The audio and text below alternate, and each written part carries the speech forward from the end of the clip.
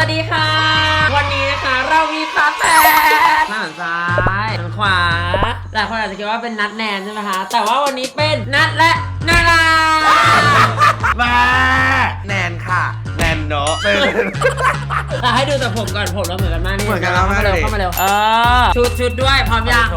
2 3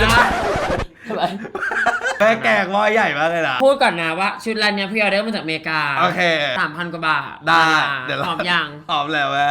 1 2 ฝักคันมันจะได้ป้าได้ฝักคันหนูไหมอ่ะอันนี้แบบขมแมวถ้าไม่ขมแมว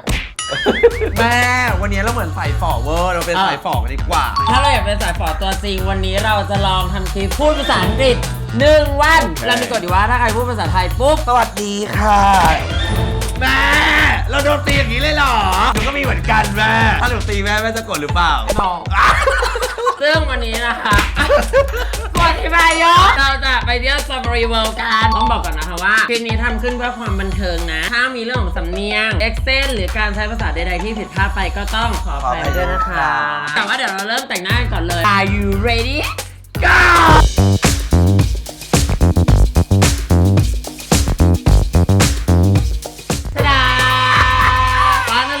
Finished. Yeah. Do you have something to say for this look? Yeah. How are you? Yeah. You can't say yes for everybody. Thank you.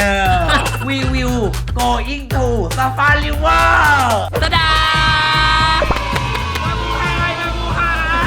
มาบูไฮ What it mean มาบูไฮ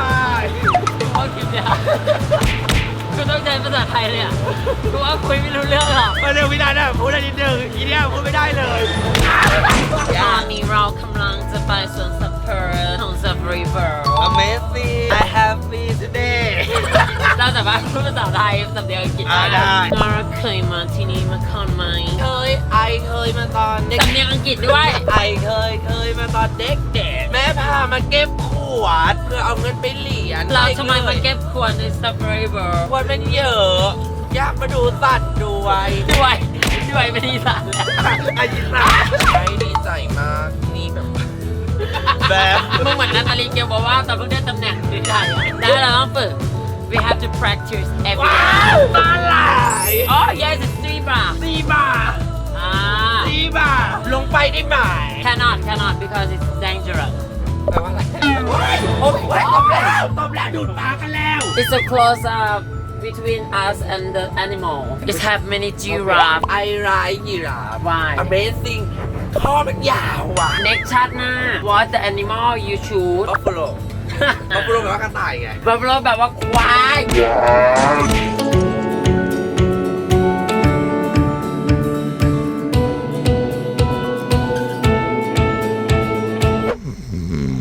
เชื่อไหมว่าอยู่อ่ะ I amazing Thailand อยู่ดาราจะหลับไปได้ยังไงอ่ะเราเดินทางอยู่บนนี้มา2 วันแล้วยังหาทางออกไม่ได้เลยคุณผู้ชม Now we in area lion and tiger Now with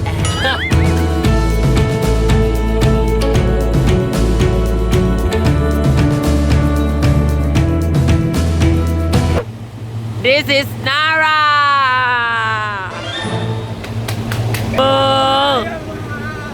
แล้วพวกเขางง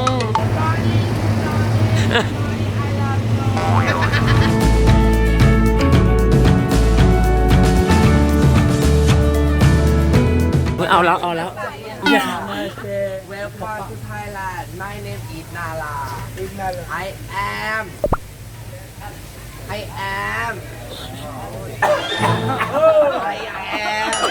Black Swan White Swan กระเทย Swan คิ้วขาวแซวมาดิเทจริงนะ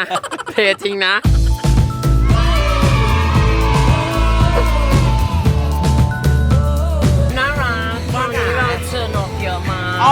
เราไปถ่ายรูปกันเราเหมือนน้ำตาลชาลิตาเลยอ่ะเราจะถ่ายรูปยังไงดีคนเยอะมากงั้นเซลฟี่ละกันเราเซลฟี่เราถ่ายรูปไปด้วยเลยเพราะคนเยอะอ่ะนะ1 2เราสามารถถ่ายรูปได้ไหมหรอถ่ายรูปได้เลยระหว่างที่เราถ่ายวิดีโออยู่เดี๋ยวพูดพร้อมกันก่อนว่า สะบัดแปรงทีนึงเร็วเอานะ1 2 3สมมติว่าพี่นาราสวยมากทีนึงนะ1 2 3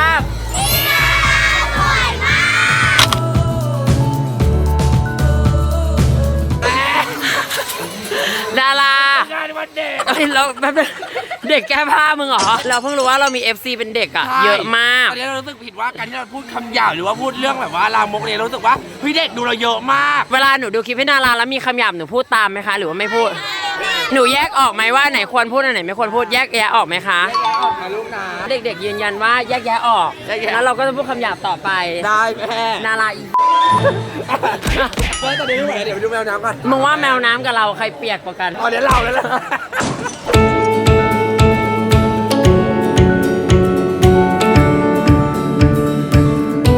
เหมือนบางงานโชว์ตัวกูงงมากสรุปเราจะไม่ดูโชว์เพราะว่าไม่มีที่นั่งคนเยอะมากนารา we can see this show because we don't have a seat เราไปต่อกันเถอะตอนนี้อยู่ตรงบ่อปลาคาร์ฟนะคะนาราเดี๋ยวไล่อาหารปลากัน ได้แม่ อะไรอ่ะ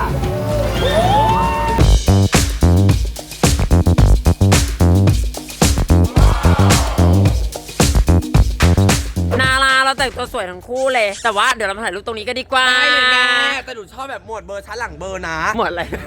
ชั้นหลังเลย เบอร์แล้ว เห็นไหม มากเลยอ่ะ เราไปถ่ายรูปเลยไหม ไปแม่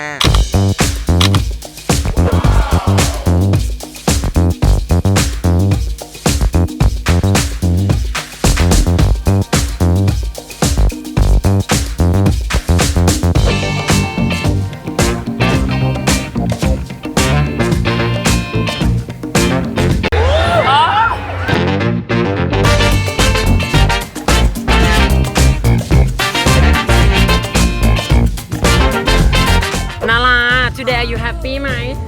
I happy I love you thank you I love you mom and somebody you watching this video please like share and and share and and share and กระดิ่ง and subscribe if you like me and Nara please say something under this video okay yeah okay and see you next time